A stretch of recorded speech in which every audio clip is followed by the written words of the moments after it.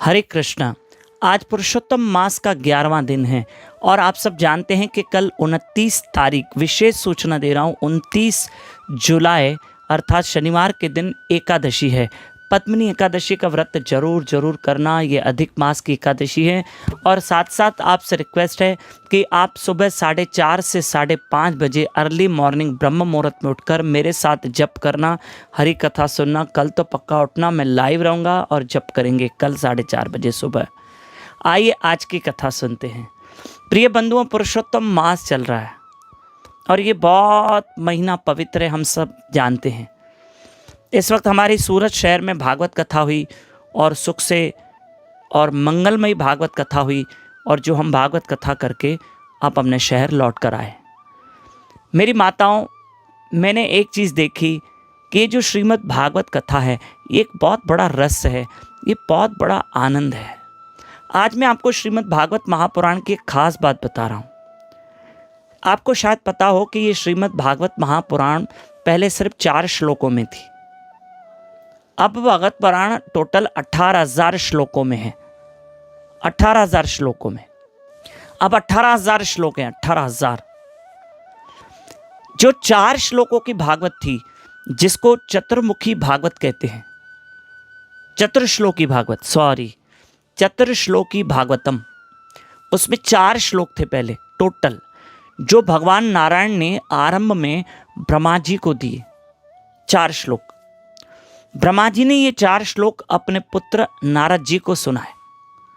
नारद जी ने यही 4 श्लोक श्रील वेदव्यास मुनि महाराज को सुनाए, बताए। और ये 4 श्लोक वेदव्यास मुनि को जब दिए गए तो श्रील वेदव्यास मुनि महाराज जी ने उन 4 श्लोकों का विस्तार करते करते श्रीमद् भागवत महापुराण की रचना की, जिसमें 18,000 श्लोक आ गए। उसका विस्तार किया। ऐसे नहीं कि, क्योंकि देखो, श्रील वेदव्यास मुनि महाराज से पहले जितने भी ग्रंथ शास्त्र थे वो पोथी के रूप में नहीं थे। उन्होंने हमको ग्रंथ और साहित्य के रूप में, पोथी के रूप में ग्रंथ दिए हैं, शास्त्र दिए हैं, ताकि हम उसको पढ़ सकें।